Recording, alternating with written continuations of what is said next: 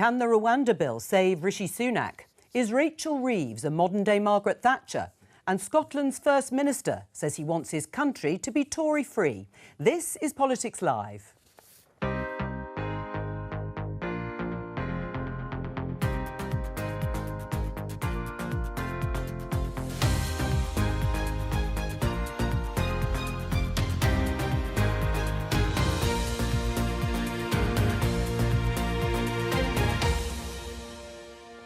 With me today, Conservative MP Siobhan Bailey, Labour MP Rosanna Allen-Khan, SNP MP Alan Smith and the Conservative commentator Tim Montgomery.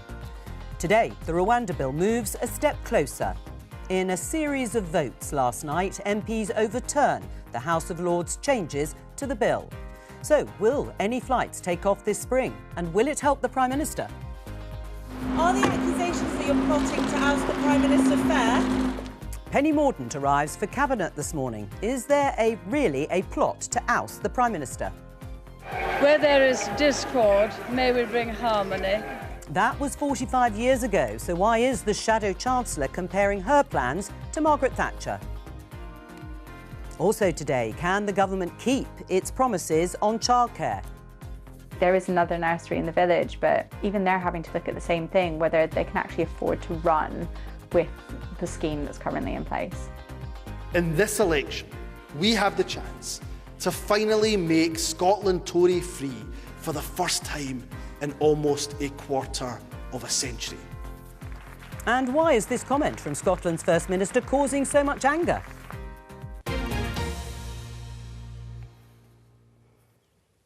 But let's start with the Rwanda Bill. Show you this headline, BBC News. Fresh Lords battle looms over Rwanda Bill. It's been toing and froing between the House of Lords and the House of Commons.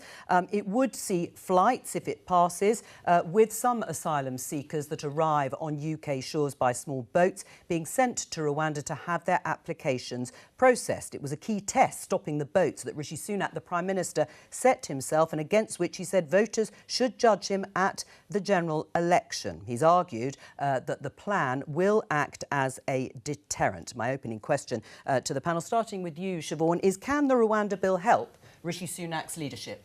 So the Rwanda Bill is just a number of policies in relation to immigration, on top of a number of policies on the economy and education and tech and all the things that the country needs to move forward. The ping-pong that we're seeing between the House of Lords sounds quite exciting, but it's a very standard step for serious legislation. And what the Prime Minister has said to the Lords and their very learned peers is he wants to work with them to make this legislation come through. And do you think it'll help his leadership if it gets through and flights take off? I think it's obviously a very important part because we know that the public expect the government to do every possible thing to bring down the numbers of immigration, to stop those horrendous, dangerous crossings. And also, you know, for me, I mean, many of you will know, I'm much more Sir Robert Buckland and Sir Jeremy Wright than Suella Braverman on this legislation. But I absolutely passionately believe that we've got to try everything and it needs something bold and controversial to get things moving, right, because this is an issue for the country. Bold and controversial, but perhaps totemic for Rishi Sunak. So if it is passed, which it's expected to do so, and the flights do start to take off to Rwanda, will it help Rishi Sunak's leadership? I think it's an inhumane, unworkable, expensive gimmick. And quite frankly, at the cost of £1.8 million to send a single person over to Rwanda, I mean, honestly, the thought that somebody gives up everything to try and find safety. Yesterday, the Conservatives voted to send to Rwanda people who have supported the British Army, who have served as veterans. One of the amendments. They voted to make sure that it doesn't have to comply with the rule of law. They voted in order that the court can have no say in what happens. And they voted that people who have been victims of modern slavery and human trafficking can be sent there without their consent. And Rosanna, that's absolutely clear from the Labour side, from the opposition.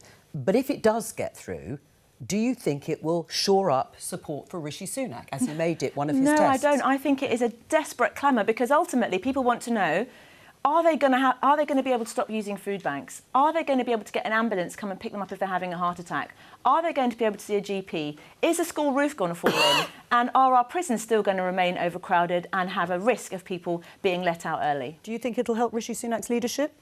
No, I think it's morally grotesque. I think it's completely ineffective. I think it's a sideshow to the fundamental problems. I'm sure actually we all agree that we want to see the boats stop, we want to see that dealt with, but you deal with that by properly funding the asylum system, by developing safe and legal routes with partner countries, by burden sharing across our friends and neighbours.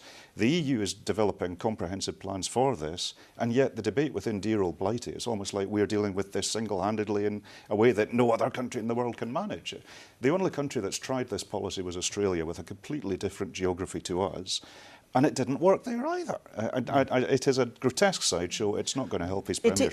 It is different, but can it help Rishi Sunak, since it is one of the key tests that he placed to the... Well, we may not want to get into Australia because I do think it did work. But unfortunately, what the difference, even if we don't agree on that, Australia was done on scale. The problem with the Rwanda policy is I don't think enough people will be sent back to Rwanda to actually have the deterrent effect. And people are willing to cross the channel, a very dangerous waters, at the risk of their own lives.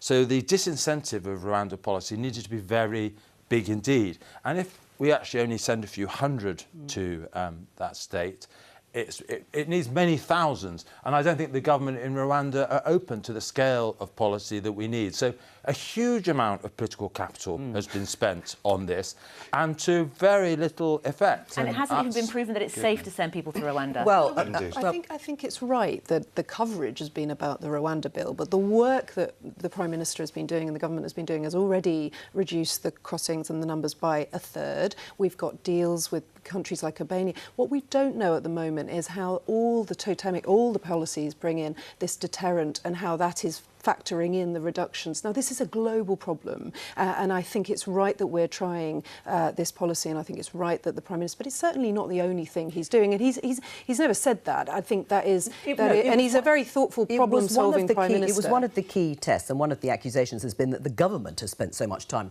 talking about it and set itself up to some extent.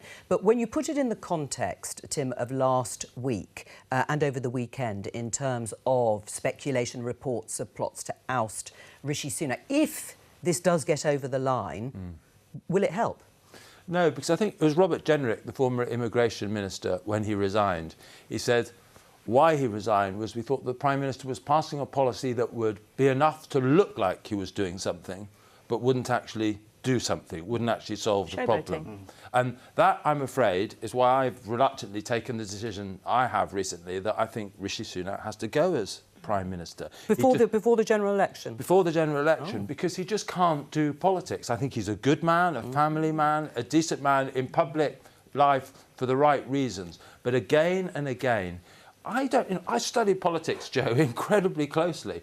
I don't really know what he wants to be Prime Minister for, what his ambition is, what legislation he wants to pass. The Tories have a majority of 60 still, I think, in Parliament. Not sure with all the by-elections exactly how much it is. We should be passing historic legislation on vocational education and housing, etc. And Parliament, as we learnt last week, the hours actually in debate are lower than they've ever been. Right. And we need to put, if we have any chance at the next election of minimising the scale of defeat, we need to go into the election with an agenda for the future of this country. So at the moment, I don't even know what that is. Who should it be then? Who should take the Tories into the election? Well, I don't know who that person should be, but I know at the moment the party's in freefall. There were opinion polls recently that had us on 18%, and I think that can't go on. Siobhan, do you agree? Well, listen, I wouldn't start changing leaders now. I think it would be completely nuts. I mean, you can never underestimate. the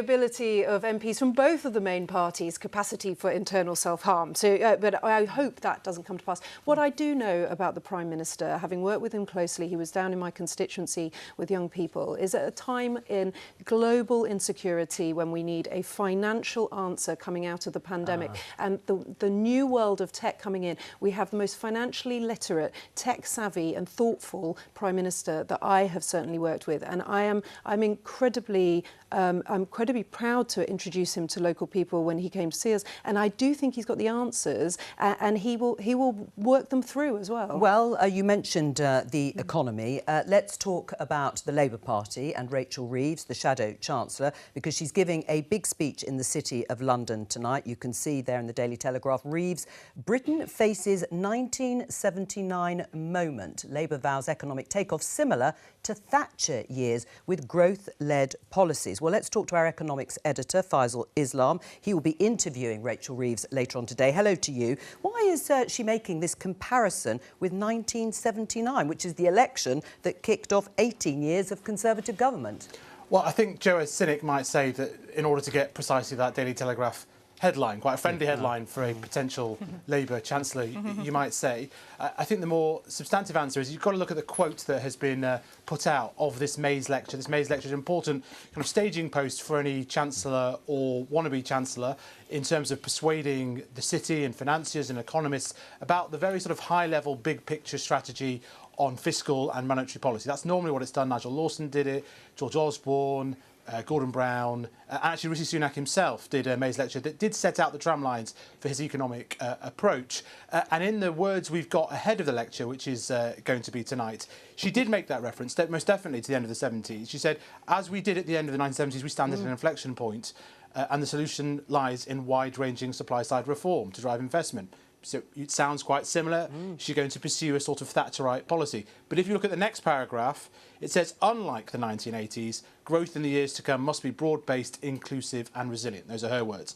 So I think, what do we have here? I think we have a sense of the energy she wants to put in to reforms that are under the hood of the economy, what we call supply-side reforms, and in particular things like planning. Tim there mentioned housing, didn't he? So, you know, it's like... And the reason why is because these sorts of reforms have got to do perhaps all of the heavy lifting to change the economy from what we have at the moment, slow growth, no growth, to long-term sustained growth. Yeah. In other parts of the speech, she will do more than a hat tip to what's happening over the pond in America, Bidenomics, where you've seen a more active state try to shift the way the economy works towards the kind of green transition and other things. Also reacting to the post-pandemic, post-energy crisis, kind of lack of success in some elements of globalisation, the kind of atomisation of parts of the economy. So she's responding to both of those things. And so you think, well, that sounds like Bidenomics, but it's Bidenomics without the money. So this heavy lifting from planning policy and all this sort of stuff is required even more. Well, so that's what it's about. On that, Labour are saying, and have been saying for quite some time, that it'll be the worst economic inheritance if they win the election since the war. Is that completely true? Is it as bad as Labour are painting? So when you ask for, you know, what are the particular measures, I mean, clearly there was a worse sort of growth situation. 2010, 1979 saw obviously widespread chaos after the winter of discontent and multiple oil crises. There are some parallels, but, you know, it's not, you know, there's something to argue about there about what our situation is right now. It's relatively sort of mild recession. The living standards sort of crunch that we've seen in GDP per capita, you know, that is historic. So I think they're picking a very specific set of economic kind of measures in order to make that claim, and it certainly can be rather vigorously debated. I'll put it like that. Faisal Islam, we're going to do exactly that in just a few minutes' time. Thank you for joining us. What did you think and make of Rachel Reeves, if not channeling Margaret Thatcher, certainly referring to it, saying 1979, which put Labour in the wilderness, is an inflection point like today? Look, I think Rachel Reeves is an incredibly competent woman. She's absolutely the best person to be Chancellor of our country. I'm excited to see what she says in her speech. But should she be inhabiting Margaret Thatcher? Oh, at the end of the day, it's very typical for us to compare one woman to another woman. She's her own person. I think she was probably about two. She did that, I think. But the proof is in the pudding. Labour have appealed to business. We have you know, current and former chairs of Asda, Iceland, Sainsbury's, the former governor of the Bank of England, Mark Carney, have all praised Labour and their approach to business. So I'm really excited. I don't care who Rachel Reeves channels, as long as she becomes our next Chancellor. Siobhan? I actually laughed when I saw that reference. And yeah, because I just think it's going to really wind up quite a lot of the Labour Party are already a little bit aggro about how the leadership are running this. Listen, I'm actually really interested to know what Labour's plans are. And I'm looking at this very closely, and I don't know, and Stroud constituents don't know. Now, Rachel Reeves has had 2 weeks since the budget, and she's got very serious questions to answer about gaps in her existing, about 2.8 billion quid, about the non-DOMs, about the 28 billion pound muddle. Stole. Yeah, no, great. You nicked our policies. Yeah, well done, and now you've got to answer the next round, and you're they not were good policies. So I think they were great policies, which is why if, you nicked them. You had 14 years of your own to come up with the same thing. You knew that was coming, so you got 2 weeks. You had 14 years. Use the opportunity to set out fallen to the out with the OBR, sort of. Well, let's call him a deep state. I think this is her opportunity to set out. Now, I saw this with the childcare stuff when I was working very closely. They booked rooms, they booked venues, they teed up the press, and then nothing was said. There was absolutely no content. So I think that it's very, very serious. We're at a time of serious economic times. Sorry, we're at very serious economic times. We need the Labour Party to start putting the money where their mouth is and say exactly what they're going to do. One of the ideas is investment, Rwanda, but hasn't Labour just dropped or very significantly diluted a key plan for getting growth with that £28 billion of green investment? Let's be really clear. It's the Conservative government who have had more prime ministers than hot dinners.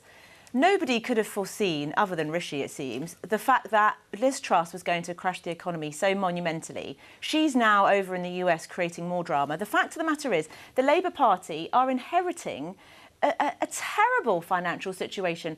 And if people accuse us of not being fiscally responsible, the moment we try to be fiscally responsible and say, hold on a minute, we're going to work with the economy that we have and make sure that people are not worse off as a result, as they have been for 14 years under the Tories, then they're criticised for being sensible. So I think fundamentally, I'm really excited about what Rachel has to say, but take it to the voters. Let's have a general election. We're not the ones running scared. You're going to have to keep saying that, I think, for a little bit longer. Alan, what about this Margaret Thatcher comparison, 1979? How did it make you feel? Well, I just remember the early 80s, and what's curious to me is that she's presenting Well, thank you. She's presenting 1979 as if it's a good thing. I remember what came afterwards. I grew up in Saudi Arabia because of what Thatcher and the Tories did to the Scottish economy. So the idea that she's cosplaying that set of policies is really strange. But we're right. The budget we had over the past couple of weeks, Labour does have an awful lot of questions to answer, and there seems to be that they're sticking a red rosette on essentially the status quo, with a few bells and whistles and a bit of cosplay here and there. But the fundamental reform that is necessary isn't actually on the table, and I don't see that an incoming Labour government's going to change much but the personnel. The problems are really, really deep, and cosplaying things from 45 years ago are really not what the country needs, however we define the country.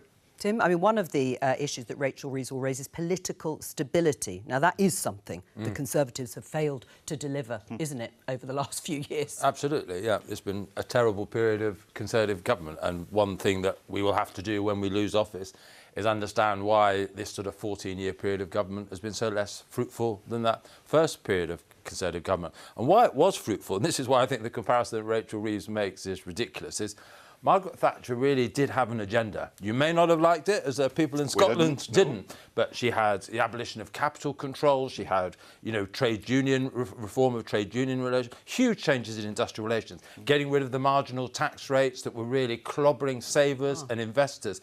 It was absolutely, she knew what she wanted to do, and everyone knew that she was going to undertake fundamental reform.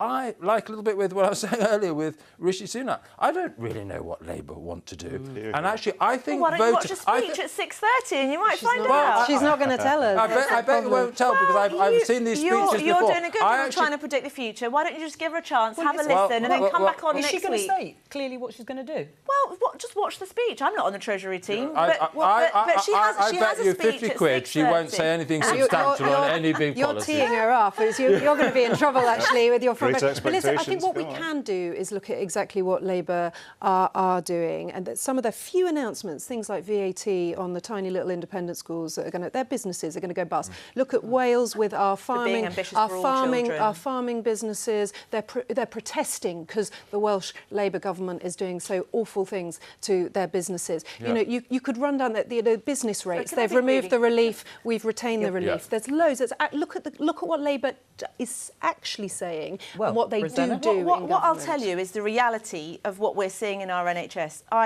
I go and do shifts most weekends, and under this Tory government, we have now normalised corridor care for our vulnerable elderly. We have children coming in with burns because old mouldy water bottles have burst. We have old people coming in whose skin has all burnt off their legs because they have had to sit next to one old heater. No, that is under this Conservative government. I will take no lectures. I will take no lectures when food bank use is up. Our schools are crumbling. People cannot get an appointment with their GP, and all of this is under the Conservative government. Can I pay tribute to what you personally do in the NHS? Everyone who knows what you do, you walk the walk. I appreciate that. Thank you. Really, and I mean that. It's exceptional.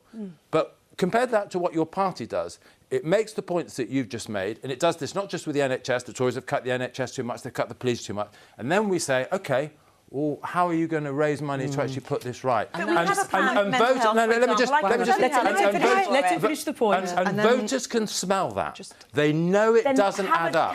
And you're not being honest with voters. You're not being honest with voters. Call a general election, let the voters decide. Well, Rosanna, but how will voters know? But how will voters know exactly what you're going to do? But you're not going to spend money. There'll be a manifesto that is available for people to peruse from all the political parties. Do not insult the British public. They can also very clearly smell what the Tories have been doing. And we have other costed policies. For example, we will close the carried interest tax loophole to fund mental health care for children. Sure. There are lots of plans. When you look at the size of the economy, they will be in the manifesto. Can I just say the final point is Labour's instincts are not pro-business, and that's why they're trying to work so hard. But what I would say is actually to Rosanna, who I absolutely love, and particularly exactly what Tim said on the NHS, but her response to a business question and an economic question was to start talking about public services and the NHS. That is not what businesses need. This affects the economy, doesn't it? Yes, but the business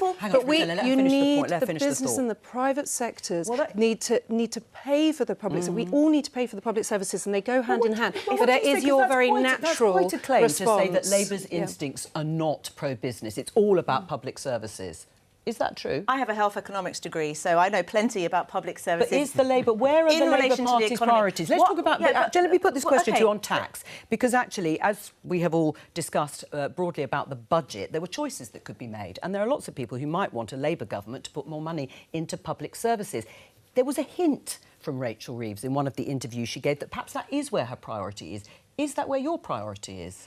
You're going to have to see the manifesto. You're going to have to listen to the speech. I'm not in the Treasury team. That's very clear. I'm asking for a principle in terms of whether you would like to see more money going into the... But what I will say is this. If people cannot get the operations they need, if people cannot get the mental health care they need, if they're on suicide watch with their families, if public services are being failed, they cannot get into the workforce to pay back into the economy. So to suggest that they're not inextricably linked is extremely naive. Well, hang on, but Alan, in Scotland, I mean, the Labour and the Conservatives, broadly speaking, are in a similar position on the issue of tax. Yes, but different. very much so. But different. I mean, there are some differences. But the SNP have taken a different view because you've decided to raise income tax in Scotland that then you could spend on public services. Why? Well, because precisely what we're saying, the public services are in crisis. I'm very close to Stirling Council, and Stirling Council's budget has had some really tough decisions. The Scottish budget has had some really tough decisions. The UK economy is on the skids in a way that is absolutely terrifying. But we are prioritising public services. That's why we voted the way we voted at Westminster. And this is where this Westminster bickering really leaves a lot of people really cold, because essentially Labour and the Tories are arguing over the same turf and the same cosplaying. We've actually done it in Scotland, and we took a lot of stick for it in order to actually protect the public services. Improved? Well, they have, One in six people on the NHS waiting we have list. far better One in numbers six of all people in Scotland elsewhere. are on an NHS waiting list. There are challenges, of course One in there are, six but we've of all actually people taken in governmental Scotland. action. Where's Labour's plan for that? But you have people people earning over £29,000 paying more tax under the SNP than under the Tories. And we're doing it because so we're prioritising public services. There's no difference between you services. and the Tories. Is that right, to charge middle-income earners more tax in a cost-of-living crisis? From each according to their ability, to each according to their needs, is a really pretty fundamental principle of government, and we're doing it in Scotland because we are prioritising public services which we all need and we all benefit from. We also want to grow the economy, which is why I want to see, at the very least, more powers over the Scottish economy for the Scottish Parliament, because the UK is on the skids. Even Rachel Reeves' announcements tonight, and we don't know what most of them are, absent getting back into the European Union, the single market and the customs union, it's all peripheral. It's all sideways to what the actual issue is. All right, well, let Tim, you respond and then we'll move on. Well, look, actually, if you compare the UK economic performance to most of our European counterparts, the performance is actually very similar. And I think you can criticise the Tories, and you should. I've done it on this programme. But sometimes I think we can be a bit parochial. There is a problem in most Western economies of slow growth. And you compare, for example, European growth performance with that of American growth performance. America has really outshone European performance in recent years. And there's one principal reason, that's the cost of energy. And I think the general approach that we're taking to climate change is too zealous in European economies. And until we are more open to the fact that we have to phase out fossil fuels more gradually than we have done, we've invested too quickly in immature renewable technologies. It's energy that is the big difference. Oh. And European Union, that's not going to happen. No, we're not going to rejoin the European Union. We can make a difference on. All right. Well, let's talk about another important issue for voters, and that is childcare. This BBC News story: childcare shortage worsens as costs rise. This is according to a new report from Quorum Family and Childcare Charity, and comes as the government scheme to provide 15 hours of free childcare for working parents who have 2-year-olds will come into effect next month. Let's talk to Therese Biani-Moa, who is a mother of a 2-year-old. Hello to you. Therese, you're eligible to access 15 hours of free childcare. Will you be able to take up this support? No, unfortunately not. Our nursery has had to pull out of the funding. Right. And why is that? What are the challenges that are being faced by parents like you and the nursery? The biggest challenge that the nursery is actually facing is that they've got a deficit of about £32,000 caused by the 3-year-old funding. And because they are no longer able to offer that, they're now also going to have to pull out of the new 2-year-old funding as well. This means that either we've got to move our daughter from somewhere where she's happy and settled into a new environment, and actually trying to access that and find it, because we've had between 4 and 5 local nurseries close because of funding. And even the next local nursery to us is also having to relook at whether they can even offer this. So you've looked around then at alternative provision? Absolutely. Right. Yeah. What do you say? Because this was a big promise and reiterated in the budget by Jeremy Hunt. Yeah, and actually the scale of the offer was directly in response to what working parents were asking for, because they wanted the subsidies to kick in earlier from 9 months, and the investments, like 5-6 billion quid. There's a lot of money coming from central government into this. So I've got a lot of time for Quorum. I do work with them on the Early Education and Childcare Coalition.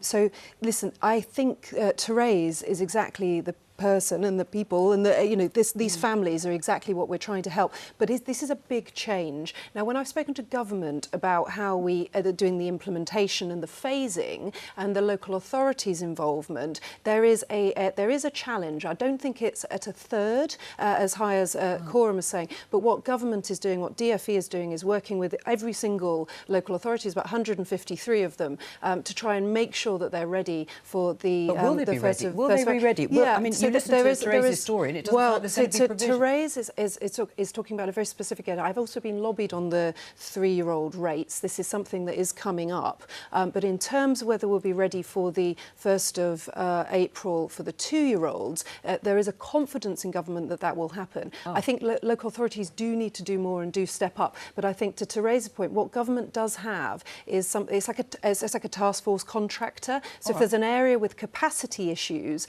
they will go in and try and help a local authority area. Therese, but it's got to be quick for families like this. Well, yes, there isn't long left. Therese, are you reassured? No, not at all. It feels like the government is just piling on more and more schemes without actually having them be fit for purpose. You're talking about adding in an extra 15 hours. The original scheme that's been around for 14 years now, that's already not fit for purpose. And all you're doing is adding on more and more pressure to all of the local authorities and all the local nurseries. Siobhan? Well, listen, so the providers, there was a guarantee announced on rates, and there was a lot of work on workforce. And what we've seen is provider numbers have gone down slightly, but workforce is increasing. But I think to your point, Therese, this is a system. When I came to government with a report with Onward, we wanted to completely shake up the system, completely rip it up, start again. So I think, Therese, you could probably join my task force to create a really working fund. But what the Chancellor did, in full belief of families and wanting to help, and in belief of the early years sector, is try and invest and make sure that there is more provision for children, and at an earlier stage. And it is a significant investment. And I don't think it's as, I mean, subject to, I'll look at your area separately when we're off air, but I think around the country, local authorities and providers are getting ready. Rosanna, how are you going to fix this if it is a problem? We don't know. Siobhan and Jeremy Hunt said they were confident it could come online next month. There are issues, clearly, as we've seen demonstrated by Therese. But what will Labour do differently to fix it? I think the first issue is that ultimately what I'm told is that the sector hasn't been consulted well enough, because across the country in England there are 2 children requiring every single place, and 44% of children live in what are known as childcare deserts, where there are 3 children requiring every single space. I personally think this is well-meaning. I think it's well-meaning, and everybody understands the difficulty of being a working parent. I know I do, I know you do, Siobhan. But ultimately, the sector have to be brought on board to understand how this can be delivered. And I don't think that has happened. And in my constituency in Tooting, a nursery place for a month costs £2,000. And families like Therese's, they can't even get a place. No. So offering all these extra hours, offering all these extra hours is no good if a child can't get a place. So, the reality is, the sector have to be worked with to come up with a solution. So you wouldn't have offered the extra hours? You would have done, as Therese said, not had all these schemes on top of one another, offering free childcare? Well, what I'm saying is that you have to engage with the sector whom you're asking to deliver. You can't just put sound bites out there, hoping that it's going to win you votes in the next general election of parents. You have to not insult parents' intelligence and say, I'm going to give you all these hours, but I've got nowhere for your child to go. That's just not workable. Well, no, it's clearly a difficult... I will come back to you, Siobhan, but it isn't easy, is it, Alan? Because in Scotland, the picture isn't much better. BBC News headline, Scottish childminder numbers almost halve in a decade. They've dropped from just over 6,200 in December 2012 to 3,500 in December 2022. Again, it seems to be an issue that is impossible to grapple successfully, as it has been in Scotland. Well, no government's got the silver bullet on any of this, and I do feel for the UK government with the various targets that they're setting, but you need to put the money into the system in order to allocate the hours. Now, in Scotland, we have 97% satisfaction of those who are actually being supported. Yeah, but we've been supporting 1,100... The numbers have halved. There's been a change of the structure of how the industry is operating, but that's the thing. It's an industry which is being supported by the public, but we've got 97% satisfaction. The Scottish Government has been funding 1,140 hours per child for a number of years now. But we do need to change the game on this, because the more people we can get back into the workplace, either as childminders or indeed as women and some men, back into the economy is absolutely crucial. Is that the right way to solve this issue? No, Anne just talked about supporting an industry. Why don't we ever support the family? If you choose, for example, as parents to look after your own children or grandparents, that's what's happened in my own family. My mum and dad look after my nephew. I've never known them happier. They love looking after little Charlie. And, he's benefited hugely from their care.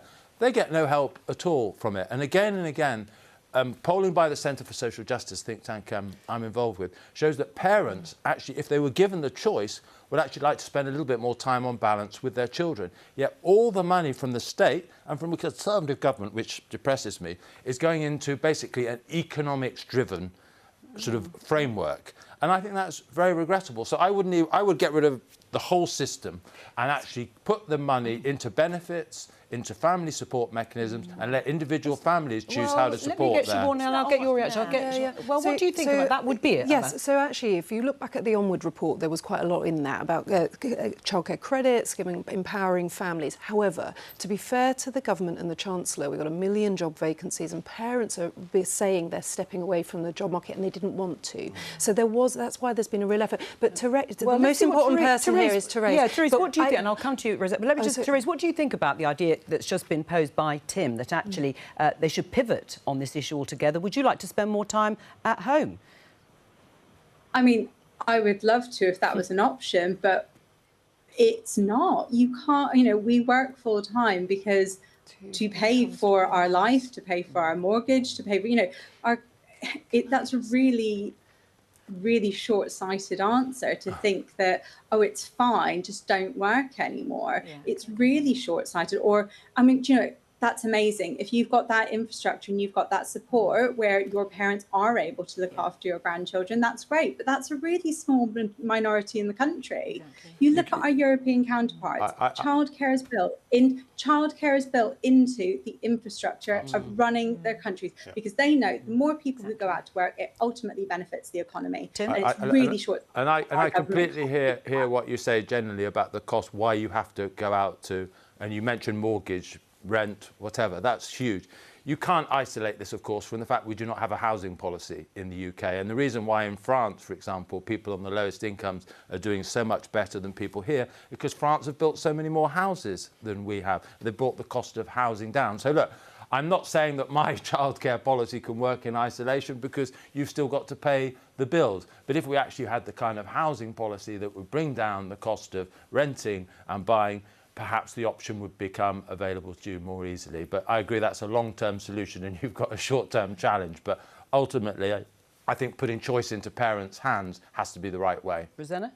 One of the things that Labour has done is to offer breakfast clubs in schools, because one of the things that is really important, and I'm sure we can all recognise, is that when you want to go back into the workforce as a parent, you're not going to go and find any job that gives you really 15 hours where you can pay your bills or 30 hours. We have to find a way that works where we include parents and different family structures and, really listen to families, but also listen to the providers, because one of the things that I hear from nurseries and tutoring, they say to me, we haven't been consulted. We're expected to deliver. We can't plan. We don't know how we're going to make this work, and we want to make it better for parents. And I believe everyone does.